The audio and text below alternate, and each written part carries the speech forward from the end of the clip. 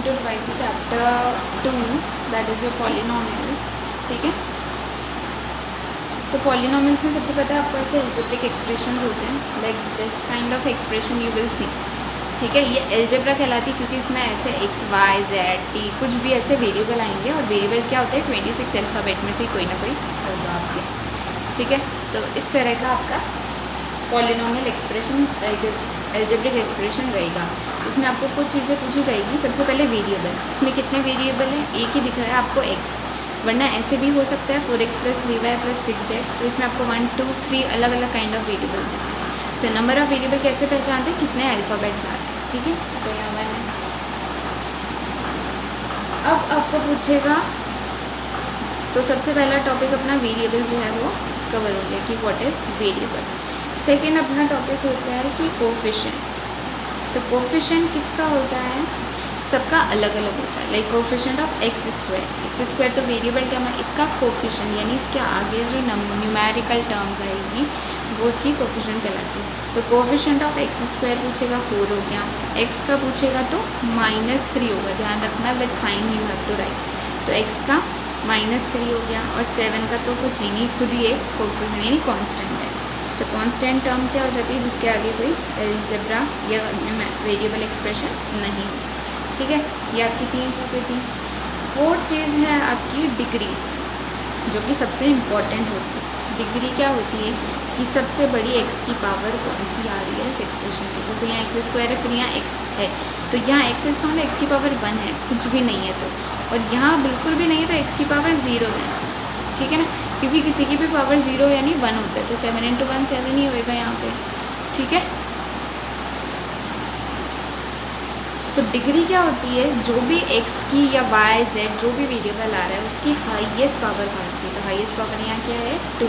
तो इस algebraic expression, इस पूरे एल्जेब्रिक एक्सप्रेशन की डिग्री क्या हो जाएगी, इसकी डिग्री हो जाएगी 2 हो जाएगी। ठीक है, क्योंकि इसमें हाईएस्ट पावर ऑफ x कितनी है 2 है। ठीक है, तो समझ आ गया, डिग्री क्या हो जाएगी 2 हो जाएगी। अब अगर मान लीजिए ऐसा कोई एल्जेब्रिक एक्सप्रेशन आ गया आपके पास -√7, तो √7 तो एक कांस्टेंट टर्म है, तो यहाँ वेरिएबल है, वेरिएबल की हाईएस्ट पावर कितनी आ रही है 1 ही आ रही है। ठीक है, क्योंकि यहाँ पे स्क्वायर या क्यूब या कुछ भी नहीं आ रहा है, तो यहाँ डिग्री कितनी हो जाएगी इसकी 1 हो जाएगी। ठीक है, तो इस तरह से डिग्री निकाला जाता है। अब ये जो है डिग्री, ये जो अपने डिग्री निकाला, इसी पे डिपेंड करता है कि ये एल्जेब्रिक एक्सप्रेशन, ठीक है, क्या होगा, लीनियर होगा, क्वाड्रेटिक होगा या क्यूबिक होगा। ठीक है, तो वो डिपेंड करेगा डिग्री पे।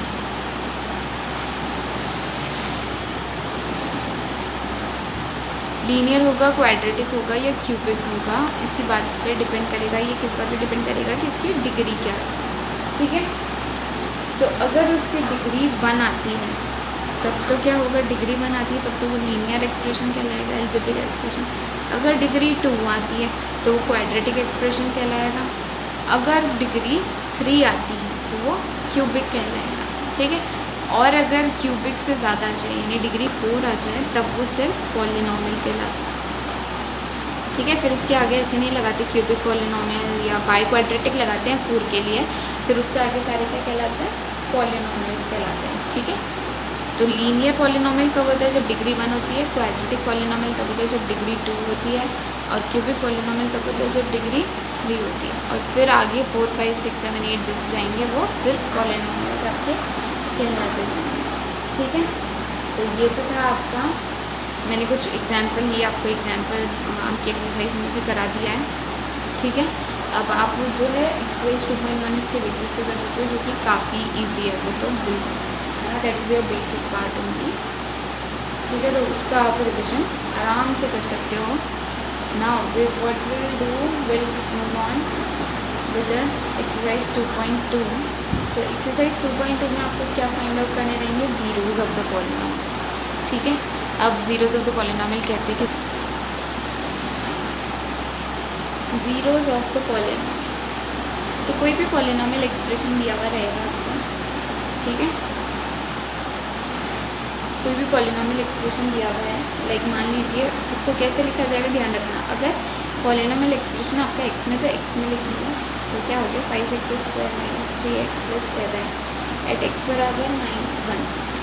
तो x बराबर 1 पे इसकी क्या वैल्यू आएगी वो निकालनी है पहले। ये क्या है पी एक्स यानी p यानी पॉलिनॉमियल इन x, क्योंकि ये पूरा का पूरा x में है पॉलिनॉमियल, ठीक है। तो x बराबर 1 पे अगर इसकी वैल्यू निकालनी है तो x बराबर 1 इसमें रख दो, तो x की जगह क्या रखना है आपको 1 रखना है, ठीक है। ये रहा आपका। तो अब इसको आप सॉल्व कर लो, तो पी एक्स की वैल्यू आ जाएगी पी एक्स एट बराबर 1, तो x की जगह अपन 1 रख देंगे। तो p1 कितना आ जाएगा 5, 1 का स्क्वायर 1 ही होता है, 3 1 जा 3 होता है, प्लस 7 + 5 12, 12 में 5 में से 3 गए 2 2 + 7 9। तो यानी ये पॉलिनॉमियल 1 पे कितना आ रहा है 9 आ रहा है। इस तरह का आपको ये हो गया, पता लगाते हैं वैल्यू कैसे निकालते हैं किसी भी नंबर पे। दूसरा आपका है, ये तो वैल्यू निकालने का क्वेश्चन हो गया। दूसरा आपका है एक्सरसाइज 2.2 का क्वेश्चन नंबर 3 में ले रही हूँ, जिससे आपको बताऊंगी कि जीरोज ऑफ द पॉलिनॉमियल कैसे निकालते हैं। तो x बराबर -1/3 पे, ठीक है, x बराबर -1/3 पे आपको इसकी वैल्यू निकालनी है। और अगर ये वैल्यू 0 आ जाती है तो ये जो वैल्यू है वो जीरोज ऑफ द पॉलिनॉमियल कहलाती है। अगर वो 0 नहीं आता है तो ये जीरोज ऑफ द पॉलिनॉमियल नहीं कहलाता है। तो मैं x की जगह -1/3 रख दूँगी, 3 × -1/3 x पे +1, 3 1 जा 3 -1 + 1 0, -1 और +1 कैंसिल हो जाएगा, दोनों अपोजिट जाएंगे, 0 आ गया। 0 आते ही यानी क्या होगा ये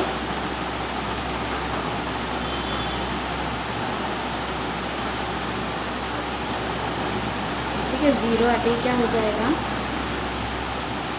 ये जीरोज ऑफ द पॉलिनॉमियल कहलाएगा, यानी x बराबर -1/3 is a zero of the polynomial. तो ये आपकी एक्सरसाइज का फर्स्ट क्वेश्चन ही था, क्वेश्चन नंबर 3 का। इसी तरह से आप सिमिलरली बाकी सारे भी कर सकते हो। एक और मैं करा देती हूँ आपको जो थोड़ा डिफिकल्ट है वेरिएबल का, जिसमें पी एक्स दे रखा है, पी एक्स दे रखा है एल एक्स + m। ध्यान रखना ये एल और m इधर भी वेरिएबल आ गए, बट इसका मतलब ये नहीं है कि इनको वेरिएबल काउंट किया जाएगा। क्यों? क्योंकि वेरिएबल x ही काउंट होगा, क्योंकि यहाँ पे सिर्फ x दिया।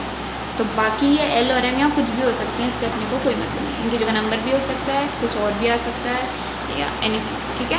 बट पॉलिनॉमियल किसका है? x का ही रहेगा, क्योंकि यहाँ x मेंशन है, ठीक है। समझ में आया? अब वैल्यू किस पे निकालनी है? x बराबर -m/l पे आपको वैल्यू निकालनी है। तो आप क्या करोगे, पी एक्स रखोगे और l x की जगह आपको क्या रखना है -m/l। तो l से l तो कट गया, ठीक है। क्या बचा -m + m, जो कि कितना हो गया 0। तो पी एक्स यानी p -m/l कितना आ गया 0 आ गया। 0 आ गया, इसका मतलब x बराबर -m/l जो है is a zeros of the polynomial, ठीक है।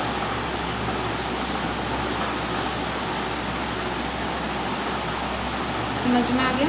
It is a zeros of the polynomial. तो इस तरह से आपको ये क्वेश्चंस करने हैं एक्सरसाइज 2.2 का। अब अपन देख लेते एक और टॉपिक आपको बचा है, लेकिन अब अपन को दिया हुआ नहीं रहेगा क्वेश्चन में, ठीक है।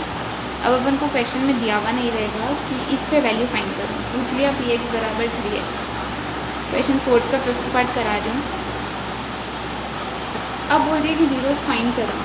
अब दिया नहीं है कि x बराबर दिस पे ही 0 आ रहा है, यानी ये पता लगाओ ये जीरोज ऑफ द पॉलिनॉमियल है नहीं।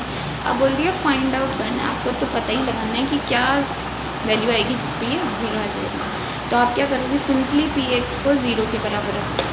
तो पी एक्स के 3x को 0 के बराबर रखो, इसका मतलब x को क्या होना, किस चीज़ को मल्टीप्लाई करूँ कि 0 आ जाए। तो x की जगह 0 ही आएगा, तभी तो ये 0 आ जाएगा, है ना। तो x की वैल्यू क्या आ गई 0, यानी x बराबर 0 is a zeros of the polynomial, क्योंकि ये वैल्यू रखने पे पॉलिनॉमियल क्या आ रहा है मेरा 0 आ रहा है। तो इस तरह से आप एक्सरसाइज 2.1 और 2.2 दोनों सॉल्व कर सकते हो, ठीक है। आप फर्दर क्वेश्चंस आप कर लेना इसमें से, एक्सरसाइज में से कुछ मैंने करा दिए हैं, बाकी का आपको किसी में डिफिकल्टी नहीं आएगी, आगे का अपन कल पढ़ेंगे, ठीक है। Thank you.